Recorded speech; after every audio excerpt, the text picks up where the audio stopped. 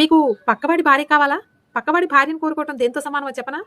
ఒక అందమైన స్త్రీ తన భర్తకి అన్నం వడ్డిస్తూ ఉండగా, ఆ రాజ్యానికి రాజైనటువంటి ఒకతను అటువైపుగా వెళ్తూ ఉండగా దాహం వేసి ఒక ఇంటి ముందుకు వెళ్లి, దాహం కావాలి అని అడిగితే, ఆ అందమైన స్త్రీ బయటకు వచ్చి వాటర్‌ని తెచ్చిస్తుంది.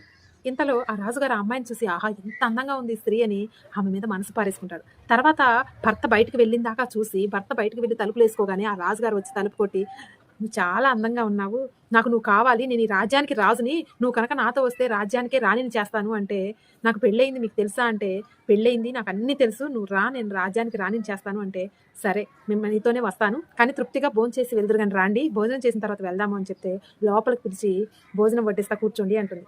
తన భర్త అప్పుడే తిని వెళ్ళినటువంటి ఈ వెంగిలి ఇస్తరాకులో అన్నం వడ్డిస్తుంది. రాజుగారికి చాలా కోపమొస్తుంది. "ఏంటి నేను ఈ రాజ్యానికే రాజుని. అటువంటి వాడికి నీ భర్త తిన్నటువంటి ఎంగిలి ఇస్తరాకులో వడ్డిస్తావా?" అనంటే, "నా భర్త తిని వెళ్ళినటువంటి ఎంగిలి ఇస్తరాకులోనే నువ్వు తినలేకపోతున్నావే.